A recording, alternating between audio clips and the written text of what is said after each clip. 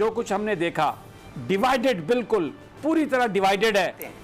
मैं तो हैरान हो गया। हमारा दोस्त तुर्की वो कह रहा है कि हम एयरपोर्ट पे अपना एक फोर्स छोड़ेंगे जो तालिबान से एयरपोर्ट को प्रोटेक्ट करेगा। अरे भाई, आप कर क्या रहे हैं? हम वैसे ही खत्म हो जाएंगे, वैसे ही डिसॉल्व हो जाएंगे, किसी साजिश की जरूरत ही नहीं है।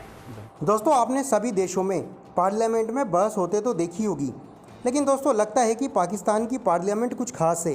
यहाँ पर बहस से ज़्यादा लात घूंसे चलते हैं, जो कि साफ तौर पर दिखाता है कि पाकिस्तान के नेता लोग डायलॉग से ज़्यादा हाथापाई में विश्वास रखते हैं। इसी पर पाकिस्तानी मीडिया में भी कहा जा रहा है कि पाकिस्तान में डेमोक्रेसी के नाम पे तमाशा हो रहा है। वहीं दोस्तों दूसरी तरफ जफर हिलानी का भी रोना शुरू हो चुका है और जफर हिलानी भी बोलने लगा है कि उनके पार्लियामेंट में इस तरह के नेता बैठे हुए हैं जो G7 और नाटो का पैकेज जो 40 ट्रिलियन का अनाउंसमेंट हुआ है उसमें से 2 कौड़ी तक हासिल नहीं कर पाएंगे। साथ ही हिलानी ने यह भी कहा और माना कि पाकिस्तान के नेताओं को तालीम की बहुत ज़्यादा ज़रूरत है। दोस्तों, यहाँ पर पाकिस्तान की सबसे बड़ी मुसीबत यह बनी हुई है कि पाकिस्तान अब तक चाइना के साथ था और G7 के बाद फिर नाटो के द्वारा चाइना को आड़े हाथों लिया गया है। इससे पाकिस्तान में कन्फ्यूज़न है कि आने वाले समय में चाइना को काउंटर करने के साथ साथ पाकिस्तान ही काउंटर ना हो जाए। चलिए दोस्तों, ये वीडियो देखते हैं।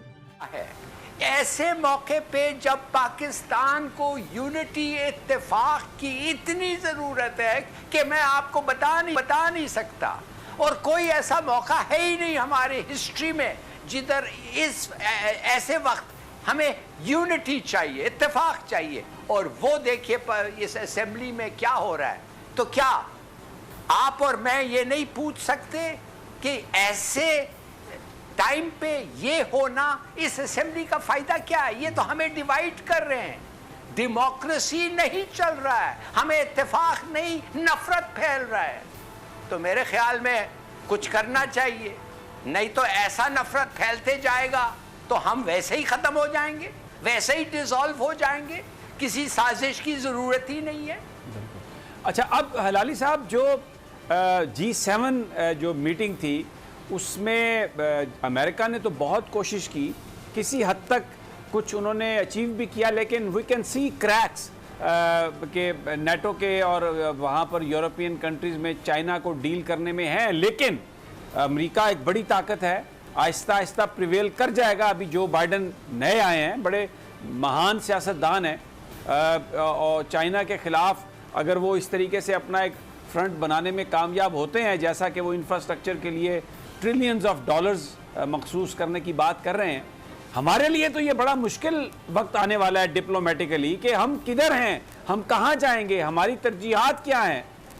आपको लगता है कि हम इस पोजीशन में होंगे कि सही फैसला कर सकें जिस तरह के मामलात इस वक्त हमारे यहाँ चल रहे हैं? पहली बात तो ये है कि आपने जिक्र किया G7 की मीटिंग के बारे में। आप थोड़ा G7 की कम्युनिके देखें, उसमें एक लफ्ज नहीं है फलस्तीन के बारे में, एक लफ्ज नहीं है कश्मीर के बारे में। यकीन आप कर सकते हैं कि ऐसा G7 का मीटिंग हो और एक लफ्ज ना हो? आप मुझे बताएं इसका मतलब क्या है? इसका मतलब यह है कि जो 2 बड़े मुसलमान कॉजेस हैं उनको तो इन्होंने रद्द कर दिया।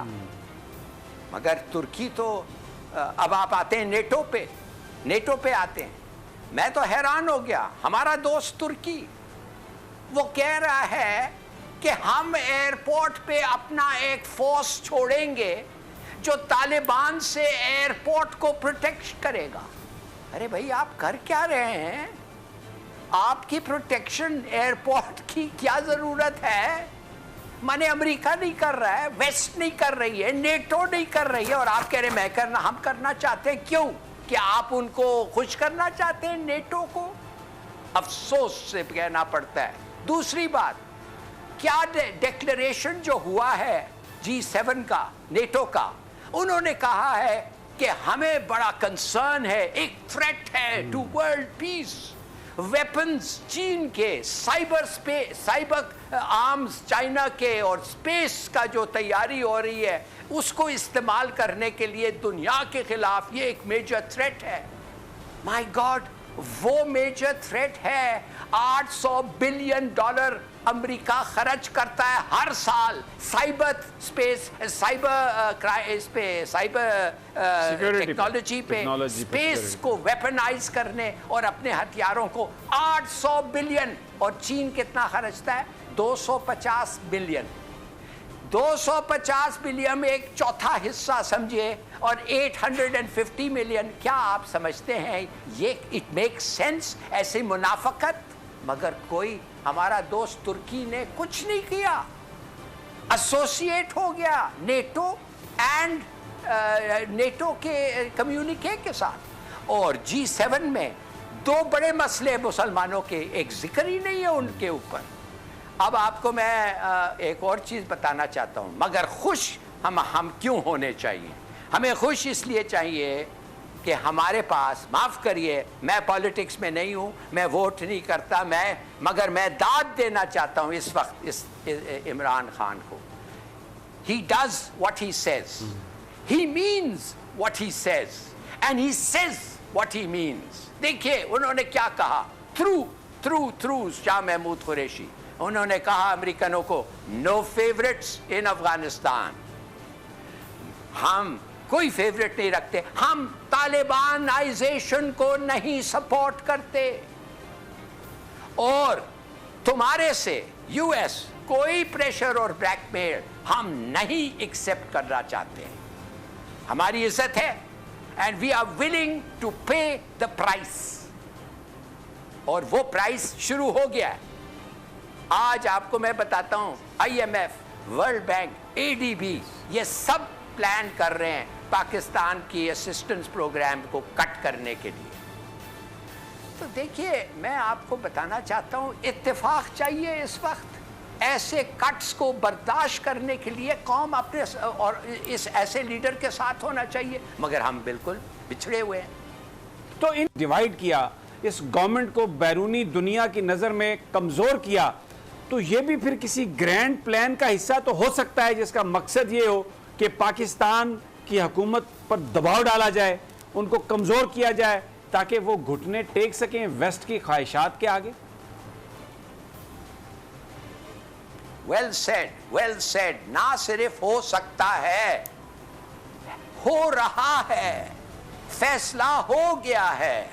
आप मुझे बताएं, प्लीज आप मुझे बताएं, आप अग्रीमेंट करने जा रहे हैं तालिबान के साथ। क्या अग्रीमेंट?